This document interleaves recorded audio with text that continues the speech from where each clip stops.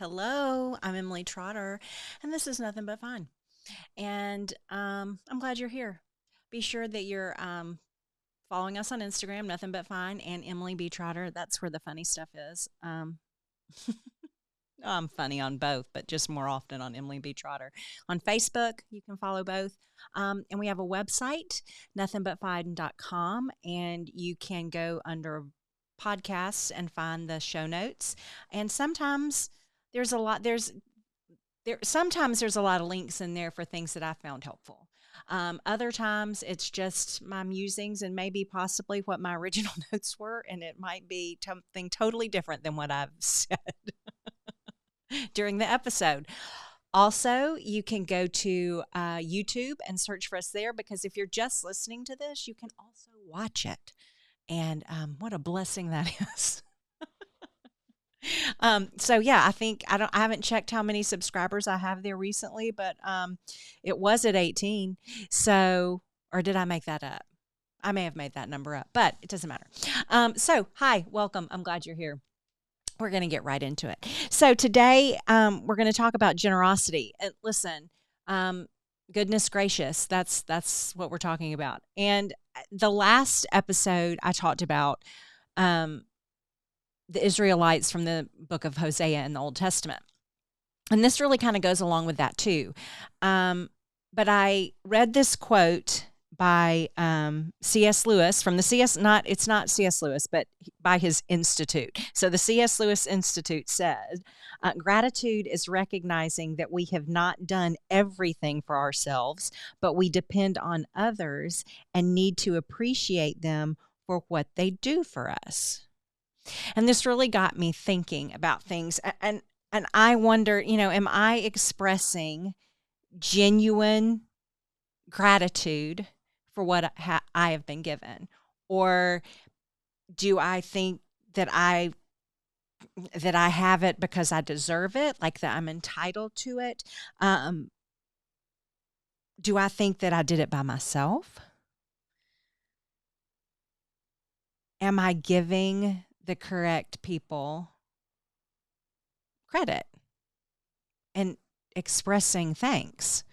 Now, obviously, yeah, normal people, not normal people, but your relationships and your spouse and your parents and your friends and siblings and whatnot, people that are around you. Shoot, even anybody that is in the service industry. I remember back in my early 20s when I was living in Flint, Michigan for 3 months. Yes, I did. I worked in a historic park. Okay. In the opera show. It's one of those terrible jobs that you have to pay your dues, as they say. And if I'm ever really famous, they're going to pull up that footage if that exists. Thank goodness there weren't cell phones that recorded videos at the time.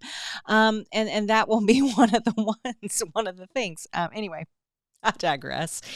But I was a Southern girl in Michigan, and I was the only Southerner there. There was a gal from Kentucky, but honestly, look, Kentucky folks, I don't want to offend you by saying this, and y'all may go, heck yeah, no, we're not. I don't really. We're not the same kind of Southern. You may be Southern, but we're not the same kind of Southern. Okay, so I was alone with all these people from the Midwest and from the new Northeast.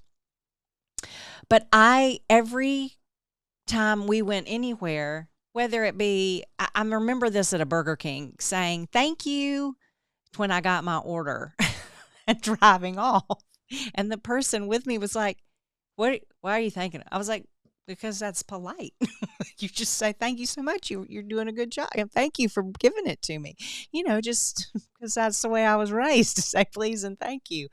And he later was like, you've got me doing it now. It's stupid. I was like, well, but we need to thank them. So, that's not a given. So, maybe not everybody does that, but I say all that to say you should be gracious and have gratitude for everyone, that adds value to your life or whatever. I digress. But really, have I shown the proper gratitude to God for the blessings that I have. And I really, this summer, I was thinking about this, and look, I'm 48. I know you're shocked. I don't look a day over 35. Um, day over 32, maybe. I don't know. Um, um, but this is different. I mean, I guess I've been doing the podcast since COVID, but not, certainly not on YouTube for that long. And when I started, I was doing it with somebody else, but I actually finally was like, you know what? I really feel like I feel like I'm good at this. I feel like I do this well. And, but in your 40s, you're like, well, I mean, I really was kind of like, why am I just now finding this? Why didn't I think about doing this earlier? And granted, podcasts haven't always been a thing. And there's where I'm showing my age.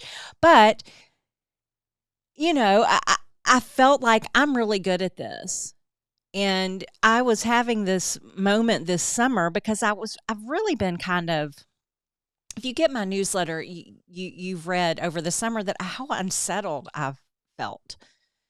And just, what's the point? Why am I doing this? Does anyone even care? Am I just doing this for no reason? And, am I just making myself crazy and, spinning my wheels for nothing? Which is not a good attitude to have. Because again, and I have to remind myself, the reason that I do this there may never be anyone that sees this. There may never be anyone that hears it. There may only be one person that sees or hears it. And if so, they're the ones that needed it. And that's exactly the reason that I made it. It's not about, accolades and fame and going viral or anything like that. It would be nice, but that's not why I do it. That's not why I set out to do this. I set out because I felt God was calling me to do it. But I was having a little, and I got to the point where I was like, well, everything that I ever prayed for as a child, as a young adult, as a college student, everything that I always wanted to be a wife and a mother. And I know especially nowadays, people probably go, oh my gosh. But that's what I wanted. Yes, I loved the theater. Yes, I was so proud of myself for, getting paying my dues job at the historic park in Flint, Michigan. Yeah, I loved all of that. But my heart's desire was to be a wife and a mother. And I was like, but I've already and I thought, well, Emily, aren't you, I guess, ungracious? I mean, you've been given everything you wanted. You wanted to be a wife. You wanted to be a mother. You wanted to be a stay-at-home mother. You wanted to take care of your children. You wanted their friends to be, you wanted to have relationships with their friends. You wanted them to come in and say, what have you got to eat? And let me fix you. I wanted that. That is what I wanted more than anything. And I got it. And I was like, well, maybe then the Lord maybe he wants me to do this, but it's not to get it. It's just because he wants me to do it, because there are 5 people that might need to hear it. And I got to thinking, because I was like, have I ever honestly sat down and just thanked the Lord for answering the desires of my heart? And I had to say no. I think I felt that it was understood, that God knew how I felt, and he does, but I'm sure he would like to hear it, right? I mean, it's just like me. I am a helper and a doer and I'll just take care of it all myself. And I know that whoever it might be, whatever person I'm doing it for, really appreciates it. But sometimes it's so nice to hear, hey, God, thank you. Thank you so much. I know Jim doesn't care if I make our bed every day, but sometimes I want him to come in and be like, you know what? This room looks put together again. And I really appreciate you making the bed today, even though he could care less that I've done it. Okay. It's really more for me than him, but it comes in and it looks nice. That still should mean something, right? So just think about that. And so this kind of goes back to the Israelites in Hosea, because we were in 10, these 4 verses of Hosea chapter 10. I have parked here and just read them over and over again, because it says in 10:1 says Israel was a spreading vine, and he brought forth fruit for himself. As his fruit increased, he built more altars. As his land prospered, he adorned his sacred stones. Their heart is deceitful, and now they must bear their guilt. The Lord will demolish their altars and destroy their sacred stones. And you're like, well, what? Well, because they weren't making it to him. They were taking credit for all of it. And their prosperity had made them really bold and had taken away their humility. They were just patting themselves on the back for all the great things that they have done. And it says, then they will say, we have no king because we did not revere the Lord. But even if we had a king, what could he do for us? Do you hear that? What more could he do that we haven't already done for ourselves? They thought that they had done all of it. That they had done all of it. I was reading a book this summer called Trust. It's not that kind of trust. It's like a bank trust, which is really not the genre that I normally read. Jim was like, I can't believe you're reading this book. And I was like, I know, right? But it intrigued me, and it was an interesting book. I'm glad I read it, but it had this quote in it.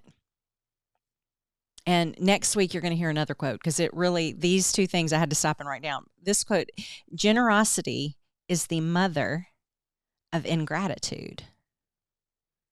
I'm going to say that again. Generosity is the mother of ingratitude. That's from the book Trust, and the author is Hernan Diaz. That was like, whoa. Huh. If you really think about it, when people are generous, when they just give, it's kind of expected that they'll continue to give. Right? That is God's generosity in taking care of Israel. In Hosea, they had gotten so ingracious.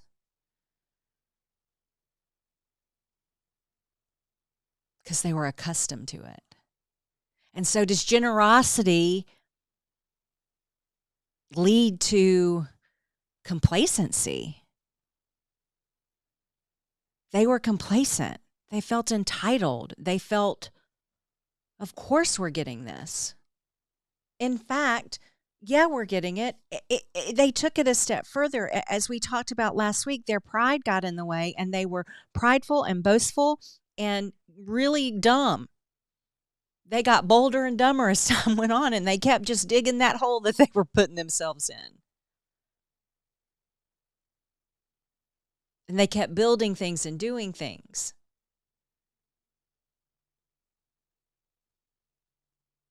And they got complacent about who was doing the giving, honestly. They weren't saying thanks to anyone other than themselves.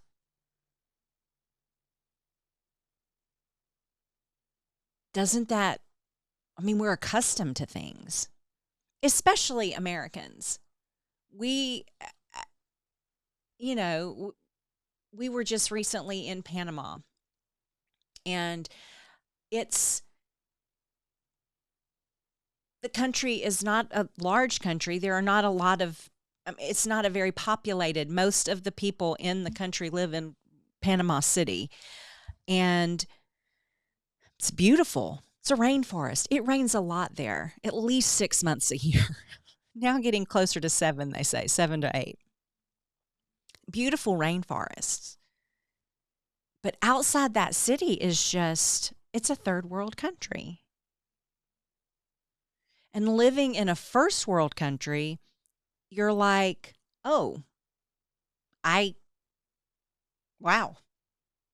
I've never paid attention to this before. Huh. Wow. And it's because we have so much.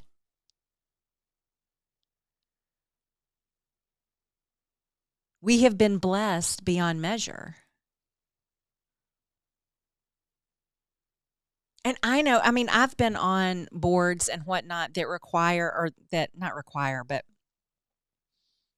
well, their their livelihood, the reason that they keep going is because they require donations. And that's how they keep going, right? But all the big donors, at some point, it's like, because you just kind of have to expect. Now, one board in particular, they were like, we can't ever just expect it. The Lord's going to do what he's going to do. And this was a Christian organization, and the Lord does, in fact, do. But this is Truth Spring. They are so, what's the word?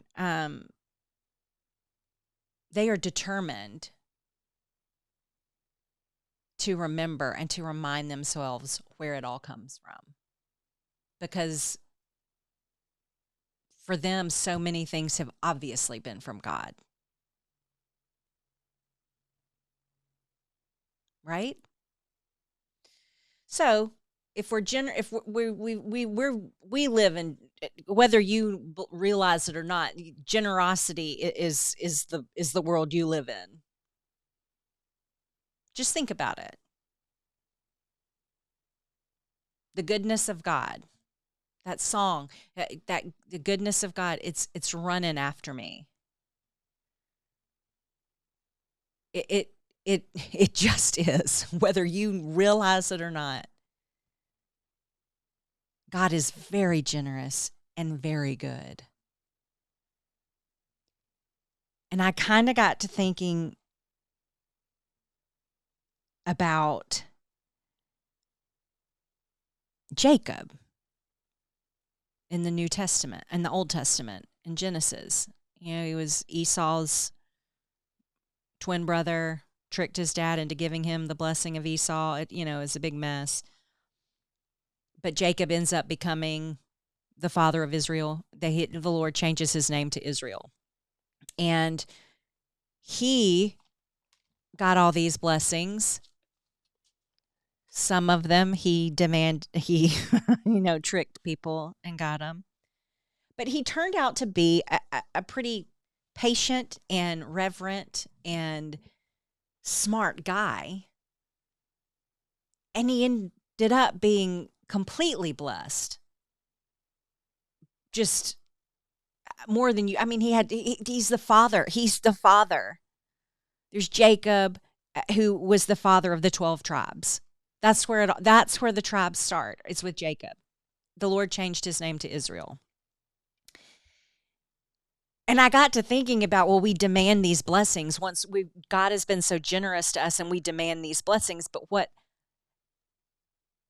I was reminded about Jacob, because Jacob also demanded a blessing. And I'm not talking from his father. I'm talking about from God. He demanded that the Lord bless him. So in Genesis chapter 32, Jacob is about to meet his brother again, and he's scared to death. He's like, oh gosh, all this time has passed now. And this is what he prays, okay?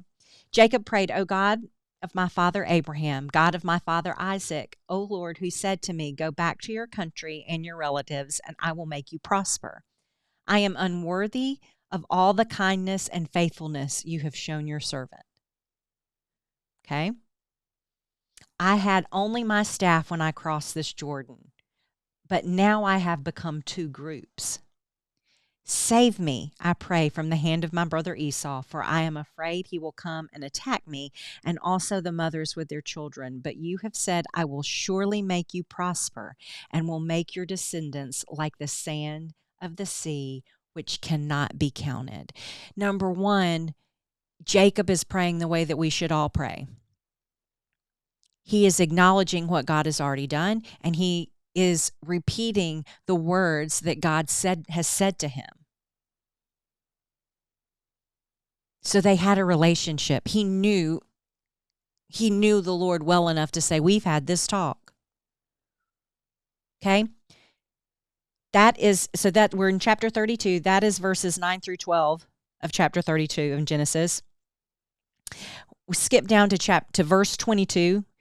That night, Jacob got up and took his 2 wives, his 2 maidservants, and his 11 sons and crossed the ford of the Jabbok. After he had sent them across the stream, he sent over all his possessions. So Jacob was left alone, and a man wrestled with him till daybreak.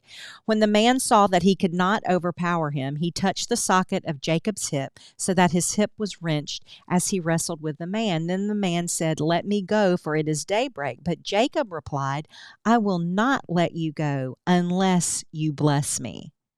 And the man asked him, "What is your name?" "Jacob," he answered. Then the man said, "Your name will no longer be Jacob, but Israel, because you have struggled with God and with men and have overcome." And Jacob said, "Please tell me your name." But he replied, "Why do you ask my name?" Then he blessed him there. So Jacob called the place Peniel, saying, "It is because I saw God face to face, and yet my life was spared." Jacob demanded this blessing. He was relentless in his pursuit. He was relentless. God was going to bless him, but Jacob had to work for it. He already knew the generosity of God. He already knew what God had promised him and that God was a God of his word. He knew about the generosity of God. And he wanted more. Are you, am I more like Israel, the Israelites from Hosea? Or are we more like Jacob? I think I want to be like Jacob. I don't really want to wrestle God. I guess I will if I have to. What does that mean? How do we wrestle? How do we wrestle with the God of the universe, with the creator, with our own creator? How does that happen? I kept praying. I want, and I didn't know that was going to happen. I didn't know. I felt like it would, but I mean, there were times where I was like, I am going to be by myself. I'm going to live with my mother the rest of my life. Okay, I may move out, but I'll be there by myself. There were times where I felt that way. And I think this summer was definitely a time of me feeling, well, now what? I mean, I've got 2 kids out of the house. One is a senior in high school, and then we've got Mac. We've got him for a little while. I mean, he's only 13. We got middle school and high school to finish. But I mean, that chapter of my life is slowly coming. Well, it's not slowly coming. It's rapidly approaching. And then what? Is that all for me? God, is that all you had for me? Because that's what I wanted?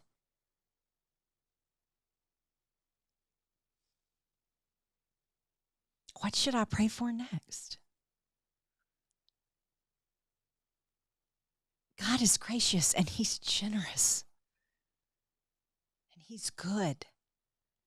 Maybe he's just asking, what do you want next? What am I going to wrestle with him all night for? What am I going to demand that he bless? What can you demand from God? What promises can you pray back to him? What words has he spoken to you? that you can repeat back.